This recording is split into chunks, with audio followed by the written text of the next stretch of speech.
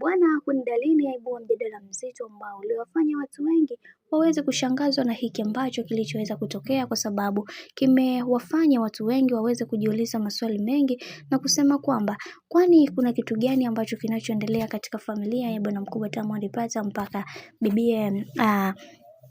Queen Darleen anaongea haya yote. Tumeweza kuona watu wengi walitamani sana kuweza kuona familia ya bwana mkubwa Diamond Platnumz pamoja na Queen Darleen ikipamba ikiwa katika umoja, lakini mambo siku hizi yamekuwa tofauti. Tuliweza kuona bibie Queen Darleen aliweza kufanya interview ya hapa na pale katika kipindi cha The Switch ya Wasafi Media, lakini tuliweza kuona pia aliweza kuongea mambo mengi juu ya maisha yake kiujumla, lakini leo hii tena ameweza kuibua mjadala mkubwa ambao uliwafanya watu wengi waweze kushangazwa na hiki ambacho kinachoendelea, kisha wakasema kwamba kiukweli napitia changamoto nyingi sana katika maisha, kwani mama Dangote amekuwa moja kati ya mtu ambaye ametufanya tuweze kujisikia vibaya sana, kwa sababu kuna mambo mengi yameweza kutokea katika maisha yangu. Hivyo naamini kwenye kila hatua ya maisha ambayo ninayopiga, Mungu atasimama upande wangu kuweza kuhakikisha kila kitu kinakuwa sawa. Na pia tumeweza kuona watu wengi waliweza kumsihi sana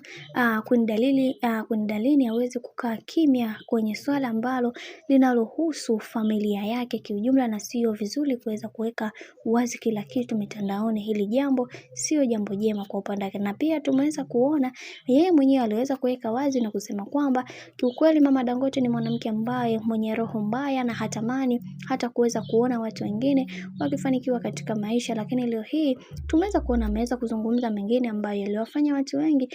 wameshangazwa na kusema kwamba ninaamini katika kila hatua ya maisha ambayo unayopiga dada yangu, kuna mengi ambayo unatamani kuweza kuyajua zaidi, lakini leo hii wacha nikwambie na nikujulishe kitu kimoja, kwamba unatakiwa kuweza kuweka akiba ya maneno, kwani haya unayoyaongea sasa hivi baadaye atakuja kukuponza. Kumsema mwanamke mtu mzima ana roho mbaya na anaendeshwa na mtoto wake, na maisha yake mahusiano yake anaendeshwa na mama yake. Hili jambo si jambo jema, kwa sababu kuna mengi unatakiwa kuweza kujifunza, na wengi wao wanaamini kwenye kile ambacho wanachokiamini, na hivyo hii kauli unatakiwa kuweza kuifuta haraka iwezekanavyo. Bwana, mambo ndo kama hivyo.